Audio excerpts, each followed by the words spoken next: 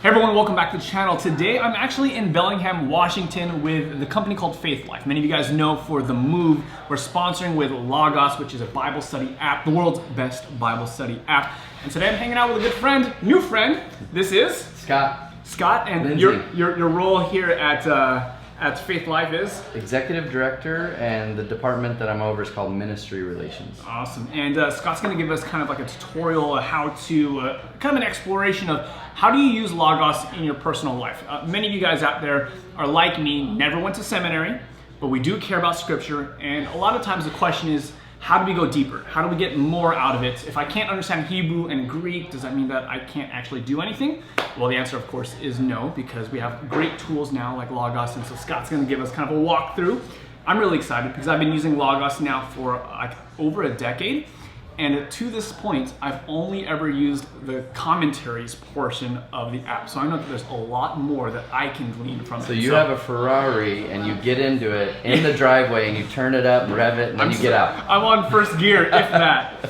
So walk us through this. What does this look like from a personal life perspective? Maybe not so much scholarly, but how do I get it for my own personal study, my devotional life, that kind of stuff?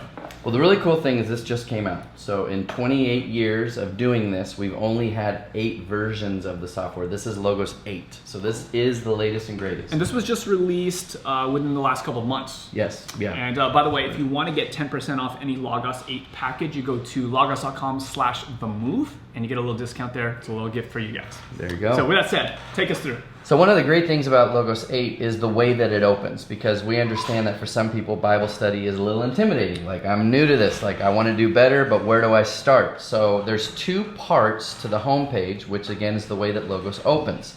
The bottom part is called Explore, and basically it's little articles, blog posts, we do artwork for different Bible verses, but I kind of liken it to a theological news feed. Yeah. And so you can customize this to kind of what interests you. But I get excited every day. Wake up, grab my coffee, and even from explore. this. Yeah. And what I really like about this is that this kind of changes.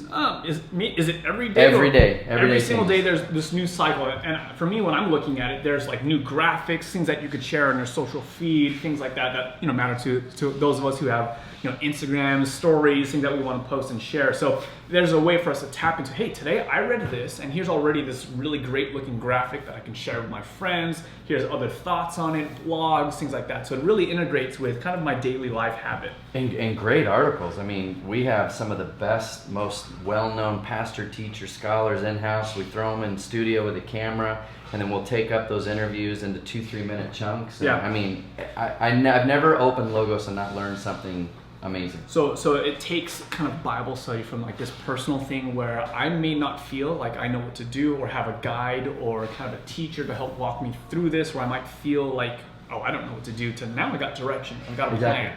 And then again, you also have this on mobile. Yeah. So the Explorer is also on the mobile side. We got the desktop here, we got an iPad, we got an iPhone, and all 3 things kind of synchronize. Whatever you do as far as tools on one shows up on all the other devices. Exactly.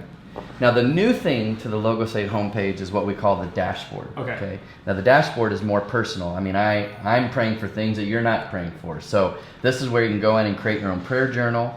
You can create a reading plan. So I've got a reading plan for my Bible, but just to show those that are watching how easy it is to add something, you click the little plus sign and it gives you your options. So let's go ahead and add a devotional. So let's say, I want to wake up in the morning, grab my coffee, and have some time with the Lord. Let's do a daily devotional. So you click that, and what it does is it loads the devotionals that you have access to. So, I love that. You got a C.S. Lewis that's one. Where we're going. I'm a huge C.S. Lewis fan. So depending on what library you purchase in Logos, that will determine what's available. Exactly. Now, just as a heads up for those who are watching, like a lot of Logos, there are like 35,000 resources or something. 130,000. Sorry, 130,000 books that you could be purchasing.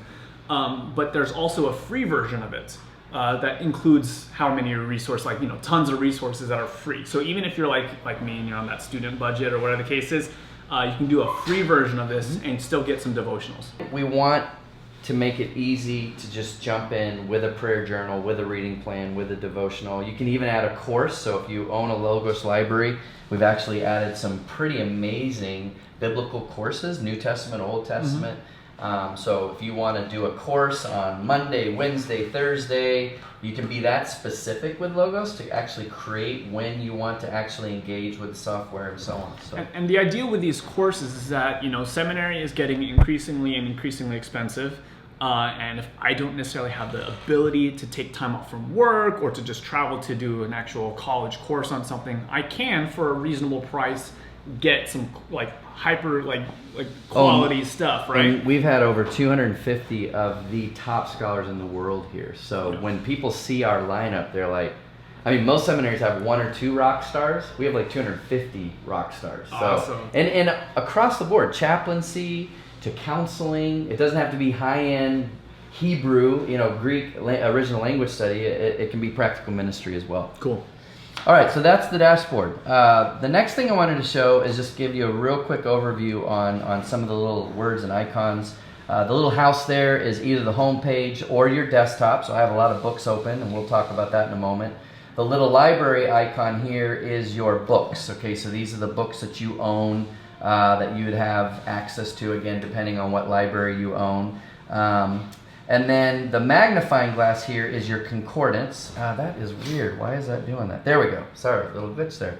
That's your concordance. Now, this is the bread and butter of Logos. Okay, so we tell everybody this. When I'm teaching at a conference and I want to get people the big idea on how easy Logos is to use, all you need to know is in that box, you type in a topic or a passage and click go. Okay. So topic would be marriage, prayer, atonement, baptism, you know, whatever theological topic you want to know about, type it there, click go.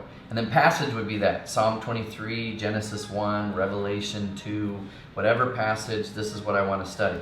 So passage, topic, click go, and Logos does all the heavy lifting. Awesome. All right. So in the next video, we'll jump into a passage and actually show you how fast Logos finds an amazing amount of information to study. But that is really kind of the simplicity of Logos, and the new homepage is awesome. No, I really love this because one of the biggest questions that I usually have waking up, at least especially when I was like beginning my Christian journey, is okay, I want to connect with God, I want to pray, I know that Bible study is important, but usually the first question is, where do I even start? Right. Where do I go? And so this makes it like super simple. Set yourself up with a reading plan. Let me say one other thing I think is important. Okay. Is there is a new habit in the church which I think is very dangerous. Okay. And that is going to Google for biblical answers. All right. Now Google's a great resource. Derek and I behind the scenes, we've been talking about this. Why is Logos better than Google? Because I can Google Bible verses on marriage. That's dangerous. Yeah. Because of all the opinions on what marriage is. You know, I have 9 kids, as I told you, right? And there's a lot of questions my kids will ask. Some, as a father, a little tough sometimes to handle.